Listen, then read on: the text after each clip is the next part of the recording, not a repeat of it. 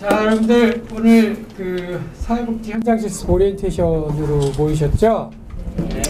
여러분들 오늘 오리엔테이션 듣고 그 다음에 연속으로 이름은 달리 사회복지 실습 평가회로 붙어 있지만 여러분들 지난 학기에 사회복지 현장 실습을 한 분들 중에서 3분 정도가 발표하실 건데 그것까지 잘 보시면 우리 앞으로 실습은 어떻게 하게 될지, 할 수 있을지, 또는 여러분들이 실습에 대한 과제는 어떻게 준비를 해야 될지를 잘 아실 수 있기 때문에 그 다음 시간까지 자리를 꼭 지켜주시고, 알겠죠? 자, 우리 김혜인 선생님 나와서 여러분들 나눠드린 자료에 근거해서 이 절차나 과정에 대해 설명드리고 제가 이어서 질문 받도록 하겠습니다. 네, 안녕하세요. 저는 2016학년도 2학기에 한 학기 동안 학우님들과 사회복지 현장 실습 과목을 같이 함께하게 된 실습 담당자 김혜인이라고 합니다. 네, 오늘 와주셔서 감사드리고요. 오늘 사회복지 현장 실습 오리엔테이션 시간을 통해서 실습의 신청부터 진행 과정, 종결 후 마무리까지 살펴보려 합니다. 이 사회복지 실습 과목이 실습만 하면 되는 것이 아니라 다른 과목처럼 온라인 강의 수강과 거기에 더하여 실습까지 하셔야 이 과목을 이수하실 수 있습니다. 먼저 나눠드린 자료 하나하나 살펴보면서 설명 들으시면 이해가 빠르실 겁니다. 네, 처음에 실습 신청 자격으로는 사회복지학과 재학생, 복수전공, 부전공자이거나 2016년 이전에 사회복지학부로 신편입을 한 재학생이 실습 신청 가능 대상입니다. 2016년 1월 1일 이전에 사회복지학부 소속 아동가족 상담학과로 입학한 학생은 복수 부전공자가 아니더라도 실습이 가능하나 2016년 1월 1일 이후 입학한 이 아동가족 상담학과 학생들은 복수 전공이나 부전공을 하셔야 실습을 하실 수가 있습니다. 그리고 4학년 1학기 이상으로 선의수 과목 7과목을 모두 이수하셨어야 하는데요. 2016학년도 1학기까지 이수하셨으면 되고요. 자격증 필수 과목 중에서 사회복지학 개론, 인간행동과 사회환경, 사회복지 실천론, 사회복지 조사론, 사회복지 실천 기술론 이 5과목과 자격증 선택 과목 중 2과목을 이수하셨으면 됩니다. 그리고 편입생의 경우는 너무 빨리 실습을 하게 되면 어려움이나 부족함이 있을 수 있기에 4학년 1학기부터 실습 수강을 권장드립니다. 네, 두 번째로 실습 기간이 2016년 6월 27일 월요일부터 2016년 11월 23일 수요일까지 진행됩니다. 그리고 아셔야 될 게 9월 말 전까지는 실습 시작을 하셔야 되며 10월 이후에는 실습 시작을 하실 수가 없습니다. 그리고 주 1회 실습이라도 11월 23일까지 실습을 마치셔야 하고요. 실습 시간은 총 120시간 이상을 진행하셔야 합니다. 하루에 최소 4시간 이상에서 최대 8시간까지 인정이 가능하며 식사 시간은 제외됩니다. 그리고 최소 3주 이상 실습을 하셔야 하는데요. 이 평일과 주말에 혹시라도 같이 하시게 되면 3주가 안 되시는 분들도 계세요. 근데 이제 최소 3주 이상 하셔야 되는 게 협회의 권고사항이기 때문에 반드시 3주 이상으로 실습을 해주시기 바랍니다. 네, 다음 실습 기관과 실습 지도자 선정 기준에 대해서 안내드리겠습니다. 이 실습 기관으로 인정되는 곳은 법적으로 인가 및 신고된 기관으로 사회복지사가 1인 이상 근무하는 사회복지 관련 기관입니다. 법인, 생활시설, 이용시설이 다 포함되고요. 사회복지 프로그램을 시행하거나 사회복지 관련 활동을 하는 기관이어야 합니다. 주의하셔야 할 게 어린이집 또는 유치원 실습은 보육시설 기관이기 때문에 불가능합니다. 또한 현재 사회복지기관에서 근무하시고 있는 분들이 계실 겁니다. 하지만 동일 직장 내의 실습은 원칙적으로 인정이 불가하기 때문에 꼭 다른 곳에서 실습 진행해 주시기 바라겠고요. 보통 본교 학우님들은 저희 이제 실습하실 때 요양원이나 아동센터, 노인주간보호센터, 복지관 위주로 실습을 많이 진행하셨습니다. 실습 슈퍼바이저는 기관 내 상근자여야 하며 실습 지도자가 대표자인 경우는 상근임을 증명해야 합니다. 실습 지도자의 자격증은 1급 소지자는 1급 취득 후 3년 이상의 경력이 필요하고 2급 소지자는 2급 취득 후에 5년 이상의 경력이 있어야 합니다. 유의해야 할 점으로는 실습 지도자 1인당 실습생 수가 본인을 포함해서 최대 5명까지만 가능하니 이 점 꼭 유의하셔서 실습 진행해 주시고요. 다음으로 본격적으로 실습 신청과 진행 과정에 대해 설명드리도록 하겠습니다. 실습 신청 기간은 저희가 이제 다음 주부터 6월 20일 월요일부터 8월 24일 수요일까지 받습니다. 이 신청 기간 안에 신청 서류를 잘 챙겨서 보내주시고요.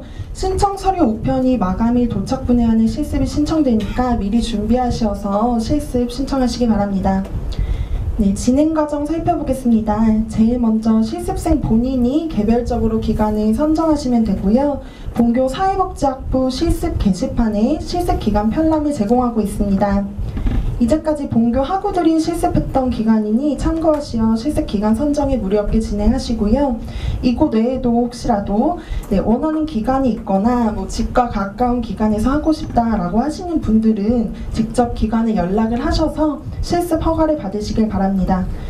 네, 그리고 실습을 또 열심히 진행하셔서 저희 이제 후배들이 실습을 또 그 기관에서 지속할 수 있도록 열심히 해주시길 바랍니다.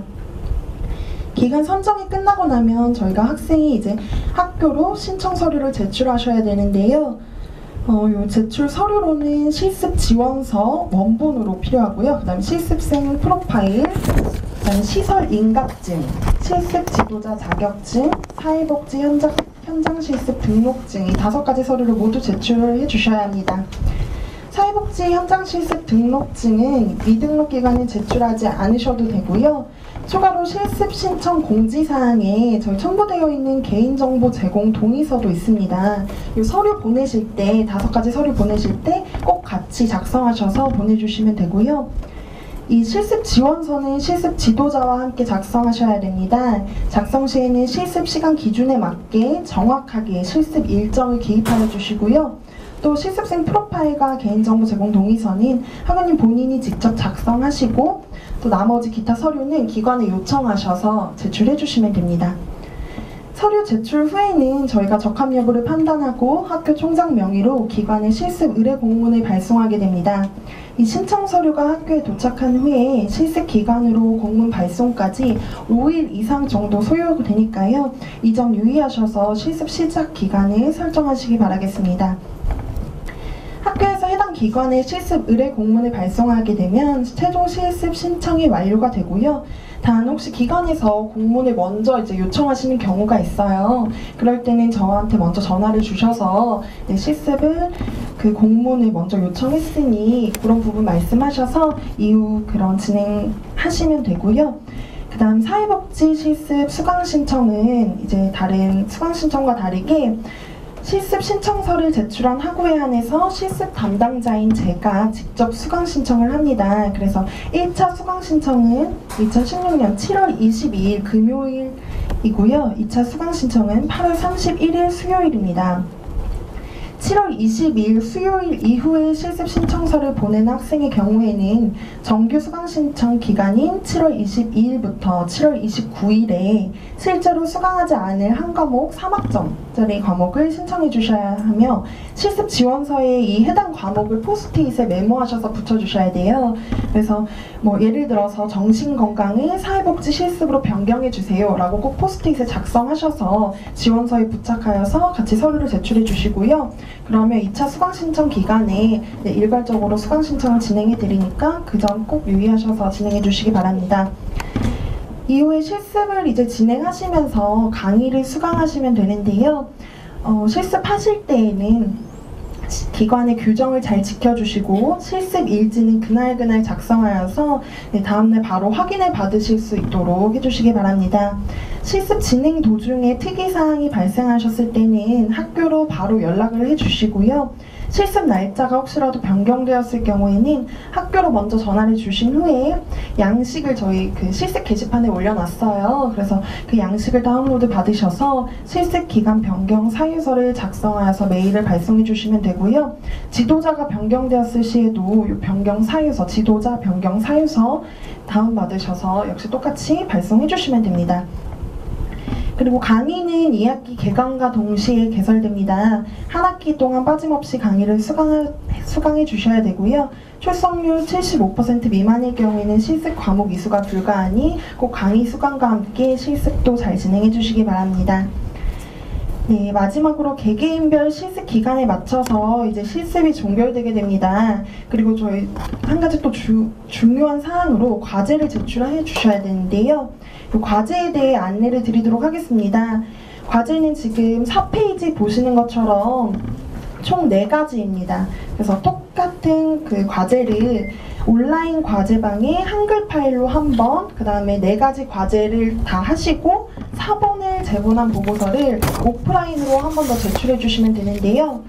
그 4가지 과제가 온라인에 제출하실 때는 그 기간이 다 설정되어 있어요. 그래서 제출 기한 내에 각각의 과제를 한글 파일로 꼭 업로드 해주시고요. 그 다음에 나중에 오프라인으로 학교에 우편으로 제출할 시에는 꼭 4번을 제본하셔서 보내주시면 됩니다. 이 원본은요, 자격증 발급 직후까지 학우님들께서 꼭 가지고 계셔야 되고요. 저희 쪽에는 4번을 제출하셔서 문제 없게 해주시고, 그 과제를 오프라인으로 제출해 주시는 거는 등기 우편으로 11월 25일 금요일까지 도착할 수 있도록 보내주시면 됩니다. 저희 아까 말씀드린 것처럼 실습이 아무리 늦게 끝나도 11월 23일까지는 종료가 되셔야 하고, 그 서류 보내주시는 거, 과제 보내주시는 거는 11월 25일 금요일까지 날짜 꼭 한 번 더 기억해 주시고요. 그 다음 기관에서 이제 실습 마치고 나면 실습 확인서와 평가서를 보내주셔야 해요. 그래서 실습 종료 후에 2주 이내로 기관에서 학교로 직접 발송해 주시면 되고요. 확인서와 평가서는 본교 양식을 출력하셔서 기관 실습 지도자에게 전달해 주시면 됩니다. 이 평가서 맨 앞장에 출근 내역이 이제 적혀 있는데요. 그 출근부도 꼭 누락 없이 보내주시기 바라겠고요. 그 다음에 평가 후에 기관에서 학교로 원본을 등기 제출해 주셔야 되고요. 학생이 보낼 경우에는 실습이 무효가 됩니다. 그래서 이 점 유의하셔서 꼭 기관에서 보내주시고요. 확인서, 평가서, 출근 내역에 있는 모든 날짜가 실제 실습 기간과 일치하셔야 됩니다. 그래서 이 부분이 기간이 동일한지 꼭 한 번 더 제출하시기 전에 확인하시고요. 그 다음에 제출을 해주시고, 또 한 가지 중요한 점은 실습 확인서 양식이 실습을 이수한 해당 연도 이전 양식으로 제출할 수 없습니다. 그래서 꼭 본교에 이제 저희 실습 게시판에 올라가 있는 양식처럼 그 양식을 사용하여 주시고요. 현재 최신 개정 양식은 2015년 3월 1일 양식으로 거기 확인서 안에 날짜가 적혀 있어요. 그래서 그 부분도 반드시 꼭 주의하셔서 확인서 작성하셔서 보내주시고요. 그 다음 궁금하실 성적평가에 대해서 안내 드리겠습니다. 역시 4페이지 7번 성적평가 부분 보시면 되는데요. 사회복지 실습 과목은 크게 온라인 강의와 오프라인 실습으로 이루어졌다고 아까 말씀드렸는데요. 매주 강의를 끝까지 빠짐없이 들어주셔야 되고, 또 OT 참석 여부와 강의 수강률은 성적에 반영됩니다. 그리고 오프라인 실습에 대한 평가는 실습 기간 평가 50%, 과제 및 강의 수강 평가 50%로 매겨지며 시험은 진행되지 않습니다. 네, 지금까지 전체적인 실습 신청부터 진행, 그 다음에 종결되는 과정에 대해서 살펴보았습니다. 실습 유의사항에 대해서 살펴볼 건데요. 4페이지 아래쪽에 보시면 이제 중요한 부분을 말씀드리려고 해요. 그래서 학교의 허가 없이 저희가 공문을 발송하기 전에 본인이 먼저 실습을 시작할 수 없다는 점 꼭 기억하시고, 관련 서류, 저희 작성해야 될 서류, 제출해야 될 서류 뭐든지 누락되는 부분 없이 해주셔야 되고, 또 이게 허위 사실을 적어주시거나 이래서는 절대 안 되고요. 그 다음에 이런 미기재를 하시거나 허위 기재를 하셨을 때 발생하는 불이익에 대해서는 학우님 본인의 과실로 인정하게 됩니다. 그 다음에 모든 양식에 있어서 기관에 제출하는 과제는 기관의 양식을 따라주시면 되고요. 학교에 제출하는 과제는 반드시 학교의 양식을 준수하여 주시기 바랍니다. 네, 그리고 실습은 마찬가지로 11월 23일 수요일까지 끝내야 되고, 과제랑 평가서, 확인서도 11월 23일 금요일 전까지 학교에 도착할 수 있도록 꼭 보내주시고요. 네, 그 다음 장을 넘겨보겠습니다. 맨 위에 나와 있는 주소나 저희 전화번호, 이메일 사용하셔서 문의 있을 시에 꼭 연락 주시고 실습 진행하시면 될 것 같고요. 일단 다음으로 실습 관련 양식 작성에 대해서 말씀드리도록 하겠습니다. 이 각종 서류들이 잘 작성되어져야 실습이 잘 이루어질 수 있는데요. 가장 먼저 제출하셔야 될 서류가 실습 시작 전에 아까 그 5가지 서류인데 그 전에 맨 첫 번째가 실습 지원서입니다. 2016학년도 1학기까지 이수한 과목까지 표기를 하시면 되고요. 실습 지도 교수는 오윤진 교수님 성함을 적어주시면 됩니다. 어느 한 부분이라도 빠짐없이 꼭 적어주시고요. 누락된 부분이 있을 시에는 실습이 불가하니 한 번 더 확인을 해주시기 바랍니다. 그리고 실습 지원서는 기간 승낙과 직인을 받은 후에 원본을 등기 우편으로 발송하시면 됩니다. 이때 추가 서류를 함께 제출해 주시고요. 그다음에 실습생 프로파일은 실습 의뢰 공문과 함께 저희가 기관에 나중에 발송을 할 예정입니다. 그래서 신중하게 꼭 작성해 주시고요. 실습 계획서는 실습생 스스로 실습 목표를 설정하셔서 담당 슈퍼바이저와 상담을 진행하시고 또 실습을 통해 배우고 싶은 내용을 자세히 기재하시면 됩니다. 기간 분석 보고서는 양식에 맞춰서 기간에 대한 내용을 작성하시면 되고요. 실습 일지는 그날 일지 작성하시고 또 슈퍼바이저에게 제출하셔서 조언을 받으시고 그다음에 슈퍼바이저와 실습생 모두의 사인이나 도장을 빠짐없이 넣어주셔야 합니다. 네, 그리고 실습 확인서는 나중에 학우님들이 그 사회복지사 2급 자격증을 발급받으실 때 제출하는 필수 서류입니다. 그래서 매우 중요한데요. 이게 반드시 실습 종료하시고 그 양식에 맞게 실습 평가서와 함께 2주 이내로 보내주시면 되고요. 중간에 지도자가 변경되었을 시에는 전과 후, 바뀌기 전과 바뀐 후에 지도자에게 각각 확인서를 받아야 합니다. 그래서 제출하실 때도 요 변경 전, 변경 후 확인서를 2장 제출해 주시고요. 그 다음에 추가로 실습한 학기가 끝난 후에 자격증 신청을 위해서 사회복지 현장 실습 확인서 원본을 직접 저에게 전화를 주셔서 요청을 하시면 돼요. 그러면 제가 그때 발송을 도와드리고요. 이때 이제 그 확인서 제출하실 때 주의하실 점이 회신받을 주소, 연락처, 그리고 우표를 2,500원짜리 우표가 있어요. 그래서 그 우표를 사셔서 함께 넣어서 보내주시면 됩니다. 이게 중요한 서류이기 때문에 제가 임의로 이제 발송을 해드리지는 않고요. 꼭 전화를 이제 주시면 그때 이제 개별적으로 발송을 도와드리고요. 꼭 기억하셔서 이게 자격증 나중에 신청하실 때 문제 없도록 진행해 주시기 바랍니다. 그리고 모든 서류에 있어서 직인과 날인은 빠짐없이 필수로 넣어주시기 바라겠고요. 모든 서류는 최종 11월 25일 금요일 전까지 학교에 도착해야 합니다. 마지막으로 이제 실습 후에 사회복지사 자격증을 어떻게 신청하시는지 궁금하실 거예요. 그래서 7페이지 보시면 되는데요. 일단 자격 취득 절차를 간단히 살펴보시면 자격증 관련 과목 이수를 먼저 하시게 되고요. 그리고 졸업 후에 개별적으로 한국사회복지사협회로 신청 서류를 우편 발송하면 됩니다. 이때 수수료 5만 원을 같이 이체하여 주시고 그러면 이제 협회에서 자격 심사 후에 자격증을 개별 송부할 것입니다. 이 신청 서류와 자격 발급 기간 정보를 보시는 바와 같이 여기 아래쪽에 보시면 되고요. 졸업 증명서나 성적 증명서는 이제 저희 학교에 오셔서 발급 받으실 수도 있고 또 본교 사이트 보시면 세종사이버대학교 홈페이지 들어오셔서 오른쪽에 보시면 증명서 발급 탭이 있어요. 재학생 부분에 증명서 발급 탭이 있으니까 거기서 언제든지 출력이 가능하니까 발급 받으시면 되고요. 이제 전체적인 진행 과정을 살펴보았는데요. 이상으로 오리엔테이션 마치고 혹시 질문 있으시면 해주시면 되겠습니다. 감사합니다. 수고했어요. 자, 그러면 한 분씩 발표 듣고 제가 그거에 대한 코멘트 하는 거 보시고 이렇게 하면 되겠다 여러분들 설계 받으시고 여기 나오신 분들 얼굴 잘 받으셨다가 혹시 실질적인 거 물어볼 거 있으면 우리는 서류만 보는 사람들이니까 우리 실습담당 선생님이랑 가서 어떻게 했는지 자세한 건 여러분들 선배 또는 동료니까 많이 물어보시기 바랍니다. 먼저 발표하도록 하겠습니다. 안녕하세요. 먼저 인사드리겠습니다. 저는 사회복지학과 윤부경 학우라고 합니다. 처음에 저도 이렇게 그 오리엔테이션을 통해서 여러분들과 같이 똑같은 동일한 입장으로 지금 교육 내용을 들었었는데, 제가 또 이 자리에서 이렇게 발표하는 사례자가 될 줄은 굉장히 부담스럽습니다.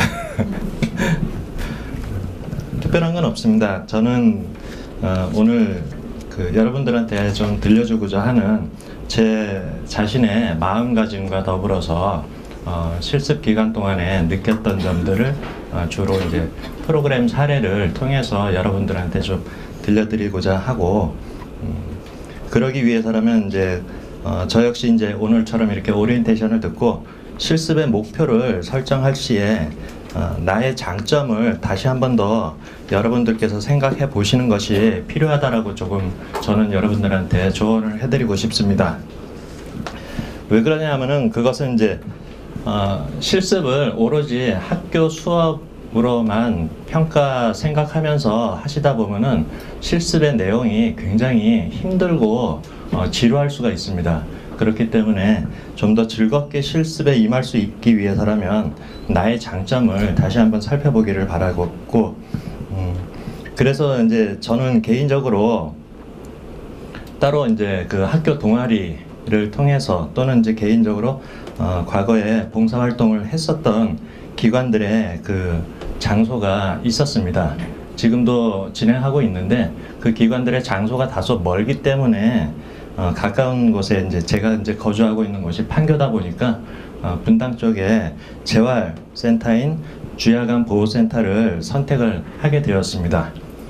그래서 이제 저는 이제 또 저의 장점을 잠시 생각해 보건데, 그동안 이제 그 제가 학번은 02학번입니다.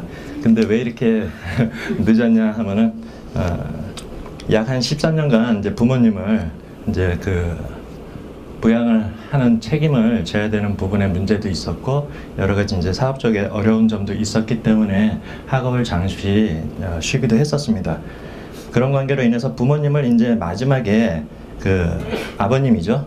아버님을 이제 요양원에서 약 한 2년간 시설 입소를 통해서 저 역시 시설에 대한 보호와 관리 그리고 프로그램 등을 통해서 아버님의 그 심신기능 안정과 부양하는 가족들의 신체적 부담을 줄이는 것을 통해서 간접 경험을 한 그 내용을 떠올려서 분당에 있는 주야간 재활보호센터를 제가 선정하게 되었습니다.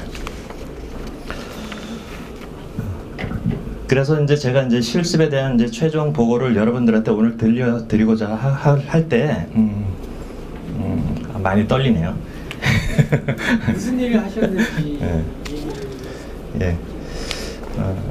제가 그곳에서는 이제 그곳의 기관의 간략한 주요 사업에 대해서 몇 가지만 먼저 말씀드리면은, 그곳은 이제 주야간 보호센터가 아시는 분들도 더러 계시겠지만 제가 있었던 곳에서는 이제 치매 전문 서비스가 이제 중점적이었었습니다. 그러다 보니까 이제 그 주야간 보호센터들의 특징은 이동 서비스, 즉 송영 서비스라고 합니다. 그 송영 서비스를 통해서 하루 일과가 시작되고 각종 기능 회복 서비스, 이제 물리 치료를 말합니다. 그리고 영양 서비스, 그 다음에 위생 청결 서비스, 목욕 봉사죠. 그 다음에 건강 지원 서비스, 혈압 체크 등 병원 방문, 그리고 이제 교육 서비스. 그것은 이제 외부 업계 측들과 이제 학습 강좌, 초빙 등을 통해서 봉사자들의 이제 활동을 통해서 진행하는 놀이 학습 등 여러 가지가 있었습니다. 그래서 제가 이제 그곳에서 이제 했던 일들은 아침에 이제 주로 이제 오전에 출근하게 되면 이제 송영을 도와드립니다. 주야간 보호센터들은 근무가 두 가지 타입이 있더라고요. 오전 조가 있고 오후 조가 있는데, 오전 근무조들은 이제 그 아침 송영 서비스를 한 6시 반부터 시행을 하더라고요. 그래갖고 출근 시간을 한 6시 정도쯤까지 출근을 해야 되는 경우가 발생을 하더라고요. 대신에 퇴근은 일찍 합니다. 대신에. 너무 염려 마십시오. 그래갖고 그 하루 일과 오전 송영을 도와드리고 인지활동 프로그램 등 두뇌 자극 활동 프로그램 등을 통해서 그쪽에서 사회복지사님들이 프로그램 기획한 내용들을 이제 같이 함께 협조하면서 옆에서 도와드리는 겁니다. 그러면서 이제 각종 그 레크레이션 활동할 때, 노래를 따라 부를 때, 그리고 이제 혈압, 건강 체조 등을 활동들을 할 때 그러한 활동 내용에 있어서 함께 그 치매 어르신들과 더불어 스킨십을 통해서 마사지도 해드리면서 그들과의 또한 식사 시간대 또는 그 각종 이제 프로그램 운영할 때 그 프로그램에 잘 따라하지 못하시는 어르신들이 계세요. 그런 분들에 다가가서 이제 그 대화를 나누게 되면은 그분들에 있어서 그분들과의 그 여러분들이 이제 배운 지식대로 그 라포 형성이라고 그러죠. 그 인격적 관계가 서로 소통이 되는 그런 것을 통해서 그분들의 마음문을 이제 조금씩 여실 수가 있게 됩니다. 그래서 제가 이제 실습을 통해서 배운 점은 약 한 4가지 정도가 있긴 한데 그 중에 한 가지적으로 행정적인 부분에 대해서 말씀을 드리면 이제 사회복지팀과 요양보호팀, 송영팀 이렇게 나눴을 때 그 행정적인 사회복지사들의 그 내용은 프로그램 기획과 실천 적용을 통해서 그 각종 활동 내역 보고서 작성을 하고 주간 계획, 월간 계획 등 이런 운영적인 부분에 있어서의 내용들을 담당하고 있고, 요양보호팀들의 하는 업무들은 그 치매 어르신들, 즉 클라이언트들이 되겠죠. 그 클라이언트들의 실질적 도우미 활동을 도움으로 인해서 그 케어에 대한 전반적인 업무를 담당하고 계십니다. 그리고 이제 송영팀은 주야간 보호센터의 특성으로서 그 클라이언트들의 오전 이제 모셔오는 것과 오후 모셔다 드리기 이런 교통 행정 업무를 담당하고 계셨고, 영양팀은 이제 오전 간식, 오후 점심, 저녁 식사 등 이런 건강 식단을 계획하고 보고하는 업무들을 담당하고 계시는 겁니다. 그래서 이번 이제 제가 실습 경험을 통해서 알게 된 사회복지 현장에서의 본인 성격과의 그 강점과 약점이 이렇게 그 과제물 종합 평가를 할 때 제가 이제 짧게 기록한 부분이 있는데, 저의 그 강점이었던 것이라면은 이제 부모님을 이제 부양하면서 힘든 과정을 오랫동안 제가 지냈었기 때문에 그것이 일부 어느 정도의 저의 노하우가 되어서 노인 상담 부분에 있어서의 그 라포 형성이 쉽게 이루어졌던 것 같고, 가장 중요한 사실은 이제 또 제가 신앙적으로 이제 교회 공동체에 속해 있는데 그 교회 공동체에서 이제 리더로서 조금 자리하고 있다 보니까 어르신들의 말씀하시는 부분들에 귀 기울이고 공감해 주는 것이 그 어르신들에 있어서 영적인 안정감을 찾고 위로해 드릴 수 있는데 큰 도움이 되었던 것 같았습니다. 그리고 제가 또 약점이 한 가지 이제 발표하면은, 경험적인 지식으로 인해서 처음엔 요양보호사님들의 의견이 나와 조금 다른 것에 대해서 제가 이제 좀 교만한 마음이 있었습니다. 그래서 저 사람이 뭐 얼마나 됐다고, 나도 좀 알고 배운 만큼 배웠는데 라는 그런 제 마음속에 이제 무시가 되고 화도 났었는데, 실질적으로 결국 어르신들을 직접적으로 케어하고 가장 먼저 나서서 상태를 파악하고 만져주시는 분들은 요양보호사님들이었다라는 것을 알았습니다. 그래서 저의 아직도 경험이 옳다고 여기는 그런 교만을 좀 보게 되었고, 어르신들의 다양성을 좀 더 파악하지 못한 채 실습에 임하다 보니까 처음엔 어르신들의 마음문을 여는 것에 쉽지 않았음을 알게 되었습니다.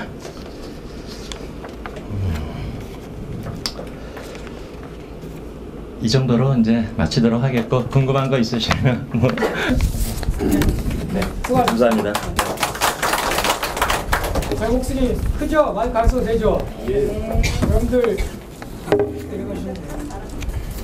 제가 여러분들한테 드리고 싶은 얘기는 이거예요. 주야간보호센터에서도 실습을 할 수 있겠죠. 지금 제가 과제 내용을 보면서 여러분들한테 꼭 발표를 했으면 하겠다는 것은 뭐였냐면, 그 기관에서 하고 있는 서비스가 어떤 게 있다라는 소개와 그 서비스에서 내가 뭘 했다라는 거를 여러분들이 그 실습 일지를 작성할 때 보게 되면 시간 단위로 여러분들이 출근한 날짜에 시간 단위로 간단하게 쓰게 돼 있어요. 그게 무슨 일기 쓰듯이 몇 페이지 막 양이 많은 문제가 아니라 내가 아침에 출근해서 몇 시부터 몇 시까지는 어떤 걸 했다라고 간단히 메모를 할지라도 그게 어디에 그 기관의 무슨 서비스에서 나의 역할은 뭐였다가 밝혀진 그런 실습일지가 실습 내용이 잘 된 거예요. 그러니까 제가 이후에 발표하실 분들도 신경을 쓰셔야 되는 게 대부분 일지 내용이나 다른 과제 내용들은 잘 기관에서 하는 일 소개와 본인이 한 일들을 잘 적어주셨는데 발표할 때는 간단히 그 기관에 하는 일이 뭐 어떤 서비스들이 있는데 거기에서 내가 실습생으로서 어떤 역할을 했다 이런 걸 좀 말씀을 해주셨으면 좋겠어요. 여러분들이 그 말은 앞으로 여러분들이 하게 된 실습 기관에서 그 일지를 작성할 때 매일 실습 일지는 오전 오후 시간 단위로 적게 돼 있을 때 내가 오늘은 뭐 예를 들어서 어르신 어떤 A라는 실명을 쓰면 안 되는 거 아시죠? A라는 어르신을 어떤 이게 뭐 이분이 뭐 치매 환자인데 어떤 케어를 해줬다. 예를 들면 뭐 다른 요양보호사가 뭐 목욕시키는 걸 도와줬다. 그러면서 어떤 느낌이 들었다까지 있으면 잘 기술된 실습일지예요. 여러분들 항상 내가 뭘 했다. 그래서 내가 뭘 느꼈다. 사회복지사가 어떤 분들은 이렇게 생각하는 분도 있을 수 있어요. 요양보호사와 사회복지사는 분명히 다른데 왜 내가 지금 이 분이 하는 목욕 서비스에서 또 내지는 요양시설 이 주야간보호센터에서 서류 정리를 해야 되며 또 청소를 해야 되며 뭐 이런 생각을 할 수 있으나 지금은 우리는 사회복지 현장 실습을 하는 입장에서 그 기관에서 일어나는 모든 것들을 다 한다라고 생각을 하셔야 돼요. 사회복지사가 나중에 보시게 되면 알겠지만 뭐 우아하고 멋있고 산뜻하고 아름답고 거룩한 일만 하는 건 아니에요. 더군다나 여러분들은 실습생으로서 일종의 인턴이잖아요. 여러분들 가서 이 기관에서 어떤 일이 벌어지는지 그 기관이 돌아가려면 기관이 청소도 돼야 되고 책상도 치워져야 되고 예? 각종 일들이 있는데 나 더럽고 안 입고서 못 해먹겠다? 제가 이렇게 용어가 너무 과격해지죠. 가슴에 팍 와닿습니다. 평소에 이런 말 쓰면 안 되는데 어쨌든 그런 마음으로 임하셔야 돼요. 그리고 그걸 하면서 내가 청소를 했다. 그래서 기분 나빴으면 기분 나빴다고 쓰세요. 왜냐? 그러면 자 이렇게 생각해 봅시다. 이 기관에서 왜 실습생이 청소밖에 할 수 없었느냐? 왜냐하면 보통 작은 시설들은 시설 종사자가 사회복지사, 요양보호사 인력이 부족해요. 이건 대한민국 사회복지에서 그 인건비나 시설 운영비를 다 못해주기 때문에 그런 거예요. 그래서 사회복지사가 기관에 따라서 운전도 하고 청소도 하고 주방에서 일도 하고 작은 기관들은 또 시설장이 되면 개인 작은 공동생활과정을 가시게 되면 그런 일들은 비일비재하게 일어나는 게 우리나라 사회복지 현실이거든요. 그러면 이런 걸 보면서 더 대한민국 사회복지가 더 발전하고 복지재정이 엄청나게 폭발적으로 하네. 물론 여러분들이 세금을 이따 많이 내야 되겠지만 어쨌든 그래서 이 사람들이 많아지면 청소해 주시는 분 따로 있고 서류 관리해 주시는 따로 있고 이러면 실습생은 우아하고 아름답고 거룩한 일을 배울 수 있겠죠. 그죠? 그러나 여러분들 우아하고 거룩하고 아름다운 일만 배운다고 생각하지 마시고 그 모든 일들을 다 할 수 있다. 그런 마음으로 여러분들이 하기 나름이라고 생각해요. 물론 그 3주 120시간 다니면서 그 일만 시키는 건 아니에요. 물론 여러분들이 기관의 슈퍼바이저한테 혹시 잘못 보여서 막 덤비고 따지고 부딪히고 뭐 싸우고 했으면 혹시 모를까 뭐 그런 것만 가르쳐 주진 않을 거예요. 양식 있는 슈퍼바이저 기관이라면 그런 것들을 하는 성실하게 임하는 여러분들을 보면서 예를 들어서 작은 공동생활 과정에서 일어나는 일 중에서 우리가 목욕 청소만 하는 게 아니라 여기에 입소한 사람들을 관리하는 어떤 서류가 필요해서 어떤 입소자가 들어와가지고 어떤 관리를 받고 이런 분들이 어떤 서비스를 받는지를 설명도 해드리고 운영이 어떻게 되는 데는 관리 그런 것도 가르쳐 드릴 거예요. 그런 마음으로 임해 주셨으면 좋겠어요. 됐죠? 다음 발표 듣도록 하겠습니다. 안녕하세요. 예, 하신 일을 중심으로 통일구경. 네, 안녕하세요. 저는 사회복지학과 4학년 이혜경입니다. 작년 3월 달에 사회복지사를 꿈꾸면서 3학년에 편입을 해서 벌써 4학년 1학기를 마쳤습니다. 저는 서울시 광진구 자양로 51길 11-25에 위치한 강진 소규모 요양시설에서 2016년 1월 4일 월요일부터 1월 22일 금요일까지 3주간 120시간의 실습을 하였습니다. 실습을 시작하면서 목표를 가지고 했는데요. 첫 번째는 사회복지 실습 현장에서의 기관의 역할과 전문직으로서의 사회복지사의 가치관, 책임과 윤리에 대해서 알아본다. 그리고 학교의 둘째로 학교에서 배운 사회복지 이론과 사회복지 현장의 실체를 파악하고 이해한다. 그리고 세 번째로 다양한 사례를 통해서 문제 해결에 대한 과정과 절차에 따른 기법을 익혀서 사회복지 실천가로서 역량들을 강화한다. 그리고 네 번째로 사회복지사의 자격증을 취득한다라는 목표를 가지고 실습을 시작했습니다. 그리고 제가 이곳을 실습지로 선정하게 된 이유는 광진 소규모 요양시설은 사회복지학과의 동아리인 성기미를 통해서 봉사하면서 친밀감을 느꼈고 사회복지 실천 현장에서 사회복지사라는 전문이 성장하기 좋은 환경과 기술을 제공, 사회복지 실천가로서 역량을 배울 수 있는 기관으로 생각되어서 선정하게 되었습니다. 저는 3주간 120세 실습 기간 동안에 예비 사회복지사로서의 실습생의 신분이었기에 9시라는 시간을 정확히 맞추기보다는 10분 정도 일찍 도착하려고 노력을 했습니다. 앞에 서니까 되게 많이 떨려가지고 알겠습니다. 10분만 지켜주십시오. 너무 떨리는 것 같아요. 그래서 실습 첫날은 요양원 시설 안내, 그리고 직원 및 어르신들 소개, 그리고 치매에 대한 설명들, 그리고 어르신들을 대하는 방법과 태도, 심리적인 접근법, 그리고 노인 학대에 관한 사항들에 대한 오리엔테이션 시간을 가졌었고요. 그리고 사회복지기관 현장 업무 및 관찰 및 보조적인 역할을 했습니다. 그리고 실습 첫날에 대한 실습 평가를 하면 실습 첫날 정말 긴장감을 많이 가졌었고요. 그리고 기대감을 가지고 시작하는 날이었습니다. 이곳에 전반적인 오리엔테이션을 받았고 실습기관의 분위기를 파악하는 것이 중요하다는 생각을 가졌습니다. 그래서 우선 기관에서 일하는 직원 선생님들의 활동들을 많이 관찰했었고요. 그리고 예비 사회복지사로서 실습생이긴 했지만 이곳에서 실습하는 곳에서 이질감을 갖기보다는 동질감을 가지고 기관에 일하시는 분들과 함께 신뢰관계를 형성하면서 인간관계를 잘하는 것이 중요하다고 생각을 했습니다. 그래서 동료들과 함께 일할 때 저희는 이제 4명이 3팀을 이루어가지고 실습을 했는데요. 동료들과 함께 일할 때도, 그리고 어르신들을 대할 때, 그리고 사회복지사로서 어떻게 해야 하는가 하는 역할과 가치관, 그리고 책임성에 있어서 갖춰야 할 것이 무엇인가에 대한 그런 마음가짐들을 가지고 실습에 임했었습니다.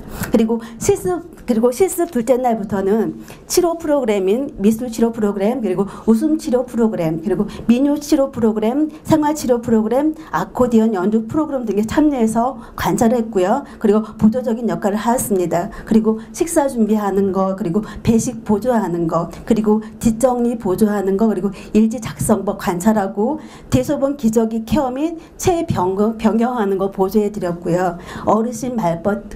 어르신들 말벗 대어드리기 등을 하였습니다. 실습 마지막 주 화요일에는 저희들이 준비한 음악치료 및 건강관리 프로그램을 진행했었고요. 그리고 실습 마지막 날에는 이수장님으로부터 실습 교육을 받았는데 3주 동안의 실습 기간에 대한 마무리였습니다. 3주 동안의 실습 내용, 복지센터의 운영과 방침, 사업계획, 그리고 실습 후기, 느낀 점 등에 대해서 함께 나누었었고요. 전반적인 실습 후기였고 정리의 시간을 가졌었습니다. 그리고 실습을 마친 후에 실습 전체적인 것에 대한 저의 소감은 기관을 통해서 배우고 싶었던 전문직으로서의 사회복지사 갖춰야 할 가치관인 책임과 윤리, 그리고 광진 소규모 요양시설의 역할과 기능, 그리고 사회복지 실천에 필요한 지원 확보 및 관리, 그리고 사회복지 실천을 위한 지역 네트워크 구축 및 관리, 그리고 사회복지기관 업무 숙지 및 습득 등 다양한 부분들을 접할 수 있었고요. 실습을 하면서 사회복지사 역할에 대한 현주소와 기관에서 일하시는 선생님들의 팀워크, 그리고 클라이언트를 대하는 사회복지사의 다양한 역할들, 그리고 보면 상담자, 보호자, 옹호자, 대변자, 중개자, 서비스 제공자 등에 대해서 알게 되었습니다. 그리고 또한 실습을 하는 동안에 여러 다양한 부분에서 많은 도움을 주시는 광진 소규모 요양시설의 사회복지사 선생님을 비롯해서 함께 학우님들의 도움이 있었기에 실습을 잘 마무리할 수 있었습니다. 이 자리를 빌어 다시 한번 광진 소규모 요양시설의 사회복지사 선생님을 비롯해서 도움을 주셨던 많은 분들께 감사의 말씀을 드립니다. 감사합니다. 아주 발표를 되게 잘하셨죠? 공부를 잘하시니까. 저는 통화한 줄 알았어요. 제가 두 가지를 말씀을 드릴게요. 중요한 코멘트 중에서 여러분들, 우리는 물론 우리 학과에 자원봉사 하는 동아리가 2개가 있고 기관이 3개가 있어요. 여러분들이 여기가 아니더라도 내가 가까이 있는, 아까 앞에 발표하셨던 문경학부께서도 관련이 있었던 봉사를 했다든가 하는 주간보호센터를 주야간보호 재활기관. 여러분들이 실습을 하는데 우리 적어도 사회복지를 전공하는 사람이라면 사실은 실습 전에 이렇게 자원봉사와 연관이 되면 훨씬 더 기관과도 그렇고 실습과도 원활히 진행될 수 있으니까 지금은 여러분들이 조금 늦은 감이 없지 않지만 여러분들이 그런 점을 좀 꼭 기억해 주셨으면 좋겠고, 제가 신입생들한테 늘 강조하는 게 우리 학교에 동아리가 각 2개나 있으니 실습이 학분에 그 기관들이 우리 봉사를 정기적으로 나가고 있어요. 그런데 연관이 되면 훨씬 더 실습으로 이어질, 그 다음 부분 발표하실 분도 아마 지금 자원봉사 했던 기관과 실습일 건데, 그런 거 한번 실습기간 선정해서 훨씬 더 유리하다는 것 하나 말씀드리고 싶고, 두 번째는 전형적으로 제가 앞에 코멘트 드렸던 그 발표도 그러셨는데, 그 실습 과제를 한 내용을 보면서 이거는 정확한 실습이 교육이 목표로 하는 내용에 따라서 교육을 받았고, 또한 얼마나 또 공부를 열심히 하셨는지 거기에서 느껴야 되는 것들을 학교의 사회복지 교육에서 추구하는 각 내용들이 반영된 본인 느낌 내지는 이런 것들을 아주 잘 기술을 하셨더라고요. 아까 발표하시는 거 보셨겠지만 내가 무슨 프로그램 여러 개 있는데 각 프로그램을 참여를 했어요. 아까 들어보셨죠? 기저귀 케어 보조도 했고, 여러분들 기본적인 다른 치료 프로그램도 했고, 뒷말이 뭐냐면 청소예요. 정리하고. 아시죠? 우아한 표현인데, 그러면서 그 각각마다 사회복지사가 그 속에서 해야 되는 아까 역할들, 시청자로서 하는 여러분들 사회복지사의 역할 8가지 아시죠? 시험 끝났으니까 다 잊어버리셨죠? 옹호자도 있고 연계자도 있고, 각각마다 여러분들 보시면 알겠지만 우리가 말벗을 해주고 거기에 계시는 어르신들과 그런 것도 사회복지사가 어떤 관계 형성이라는 그런 역할, 케어를 해준다는 보호자의 역할, 또는 그분을 다른 프로그램에 참여할 수 있도록 도와주는 보조자의 역할도 사회복지사가 넓은 의미에서 보게 되면 각각마다 해야 되는 역할들 연결고리를 잘 연결해서 과제도 하고 발표도 그렇게 해주셨잖아요. 여러분들 실습도 의미 부여가 되게 중요한 거예요. 나는 왜 이걸 청소만 하고 있지 오늘? 이게 청소가 아닌 거예요. 여러분들이 똑같은 행위를 해도 이게 그냥 식당에서 청소를 하면 그건 청소예요. 그러나 사회복지 시설에서 청소는 그 기관을 이용하는 또는 그 기관에 입수되어 있는 우리의 클라이언트 사회복지 대상자가 그분에게는 환경이에요. 그 환경에 대한 우리는 관리를 하는 거란 자부심은 갖기 나름이니까 의미 부여를 하셔서 매 순간마다 배우고, 그걸 보면 그런 기록을 보면서 여러분들 그 실습일지나 기록을 해서 지도자한테 그 다음날 사인을 받아야 될 거 아니에요. 사인 안 받으면 무효니까. 그죠? 그런 걸 읽어보는 실습 지도자는 여러분들한테 감동할 거예요. 아, 내가 이것만 시켰는데 여기서 이런 심오한 뜻을 찾아낸 여러분들의 역량을 파악하고 더 많은 것을 가르쳐 주려고 할 거예요. 됐죠? 뭘 어떻게 해야 될지 그림을 그려주시죠? 그 다음 발표자를 보면서 또 말씀을 드리도록 하겠습니다. 네, 안녕하십니까. 저는 4학년 사회복지학과 4학년 박영란입니다. 앞에 발표해 주셨던 분들이 말씀을 아주 잘해 주셨고, 그리고 목표라든가 이런 부분에 대해서도 아주 이론적으로 말씀을 잘해 주셨는데요. 저는 그런 부분은 준비를 하지 않았고요. 직접적으로 어떤 케어를 했는지 이런 부분을 제가 좀 준비를 했습니다. 첫날, 네, 제가 간 곳은 새사봉을 통해서 봉사활동을 하다가 알게 된 양평 천사의 집에서 하게 되었습니다. 천사의 집에서 할 때 맨 첫날 이제 인사를 받는데요. 거기에서 여러 가지 물론 그 시설이라든가 이런 안내도 해주었지만 첫날부터 설거지하고 그리고 조리하는 그런 임무를 주셨습니다. 그런데 아까 교수님께서 말씀하신 것처럼 인원이 부족합니다. 그래서 조리사 아줌마만 계세요. 그래서 하루 종일 설거지를 하는데 정말 다리가 아팠습니다. 허리도 아프고. 그래서 왜 나를 이런 거를 시키나, 나는 사회복지 실습을 왔는데 왜 이런 걸 시키나 했습니다. 그러나 이 반복해서 며칠 하다 보니까 이게 얼마나 중요한지 알게 되었습니다. 거기에 원생들이 먹을 클라이언트 분들이 먹을 그런 음식이 영양이 어떻게 되는지, 그리고 또 거기 청결 상태는 또 어떻게 되는지 이런 부분에 대해서 생각하게 되었거든요. 그래서 힘들지만 잘 참고 그 설거지라든가 이런 거를 잘 해냈습니다. 그 다음 케어는 어떤 거를 했냐면 식사 케어를 하게 되었는데요. 거기에는 장애인 단체이기 때문에 식사를 잘 하지 못하는 그런 친구들도 있고, 그리고 습관적으로 자기 걸 다 먹고 옆에 있는 사람 걸 손으로 가서 훔치는 그런 장애인분들도 계세요. 그래서 그런 거를 저희가 하지 못하도록 이렇게 하기도 하고, 그리고 또 식사를 다 하고 나서 양치 케어를 하는데 이분들은 양치를 제대로 하지를 못하세요. 그래서 우리가 아이들을 기를 때 입에 물을 넣어주고 우르르 하라 하잖아요. 그런 식으로 뱉어내도록 하고 있었습니다. 그래야만 이 음식물 찌꺼기가 나오니까요. 근데 치약을 묻혀가지고 양치를 하면 이 장애인분들께서 전부 삼켜버립니다. 그 모습을 보면서 정말 좀 안타깝기도 하고 마음도 아프고 그랬습니다.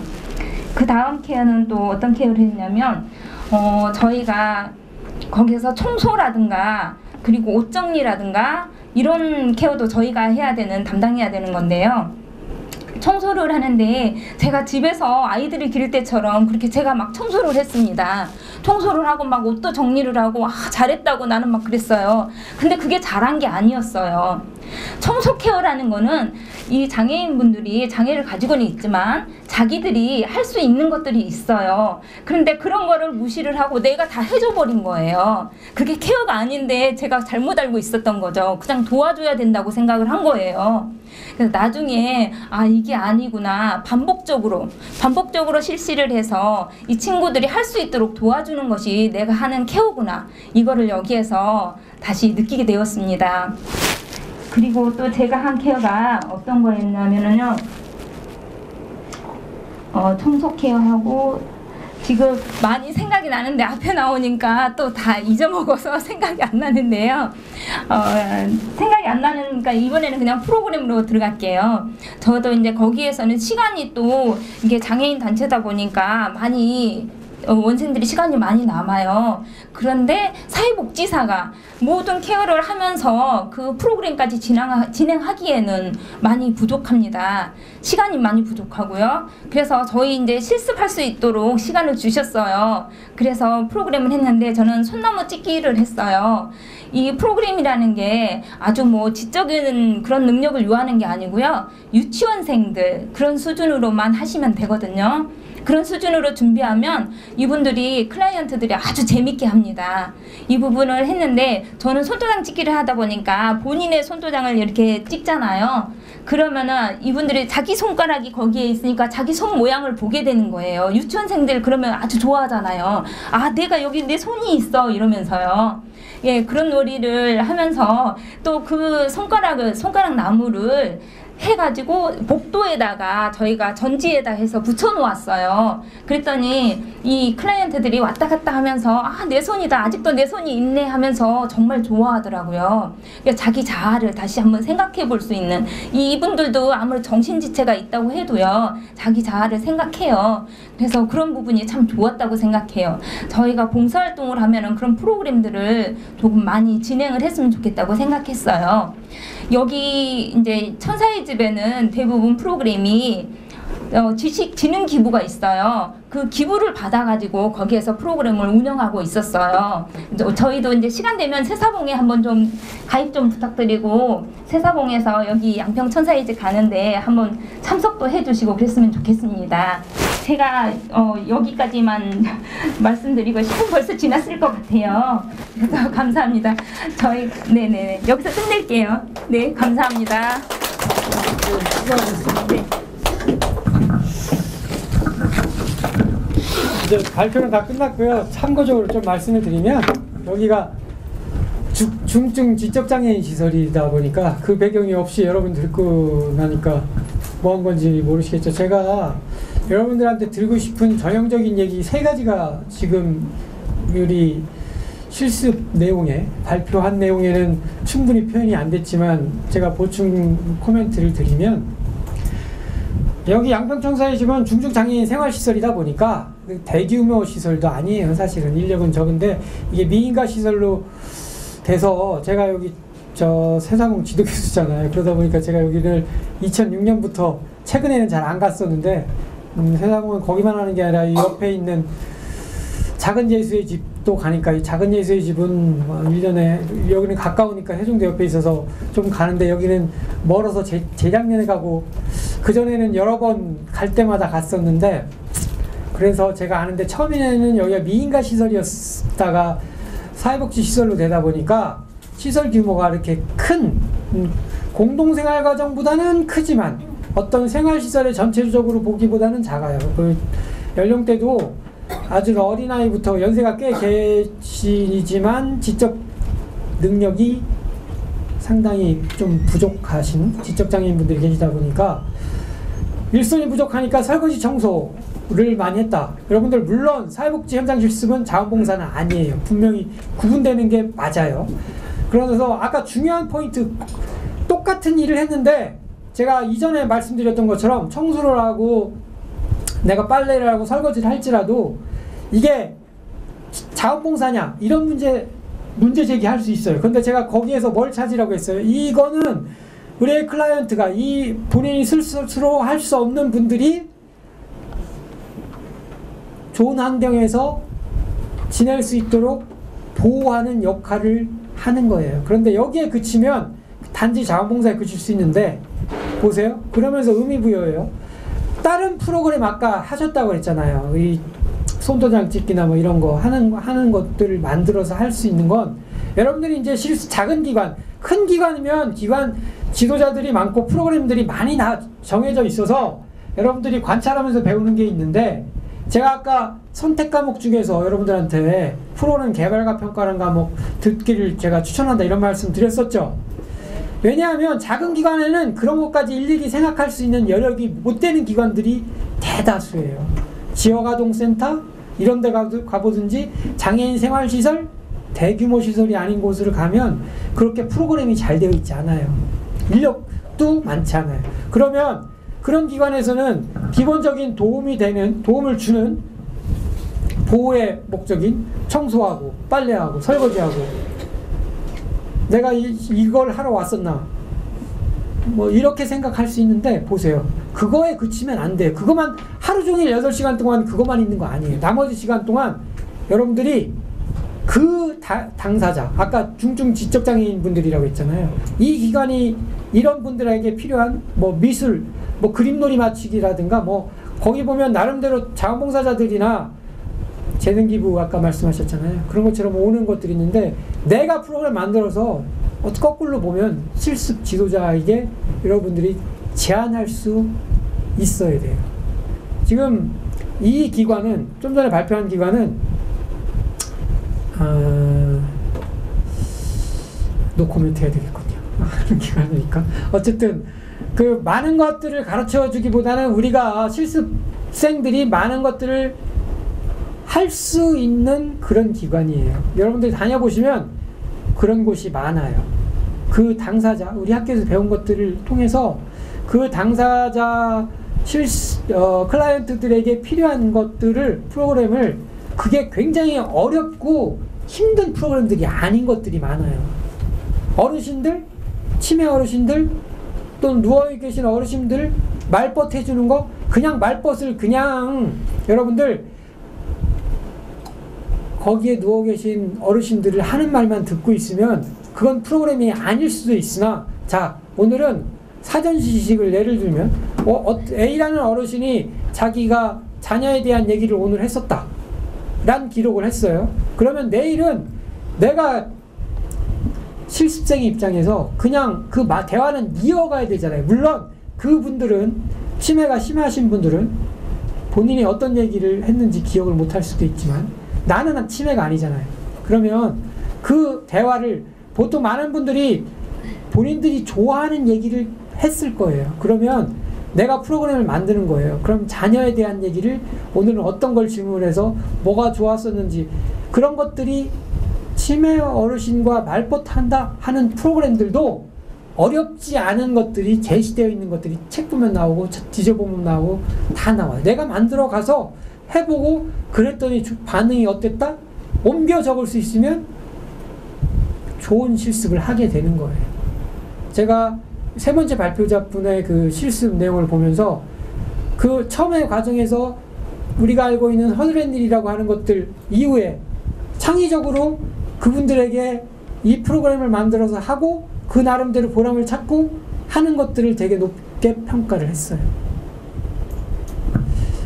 여러분들 실습기관 중에서는 정말 세팅이 잘 갖춰지고 큰 기관들은 아주 멋지게 훌륭하게 할 수 있는 기관들도 있겠죠. 그런데 그런 기관들은 불행히도 주중에만 실습생을 받아요. 대부분의 우리가 실습이 가능한 주말 실습이라든가 야간 실습이라든가 휴일 실습 이렇게 하는 기관들은 생활시설 중심이 큰 시설도 아닌 작은 기관들이 많아요. 이런 경우에는 많은 인력들이 없을 수도 있어요. 그런 경우에 단지 나의 실습이 자원봉사에 그칠 수는 없잖아요. 분명히 사회복지 현장 실습은 자원봉사는 아니니까. 그럼 여러분들이 뭘 해야 되겠습니까? 거기에 필요한 프로그램을 만들고 물론 그 만들어 놓으면 슈퍼바이저한테 사전 허락을 받고 진행을 해야 되겠죠. 여러분들이 앞으로 뭘 해야 되겠지 생각이 드시겠죠? 네, 수고 많이 하셨고 멋있게 아름답게 좀 실습 좀 진행 준비 절차 하자 없도록 해주십시오. 예, 수고하셨습니다.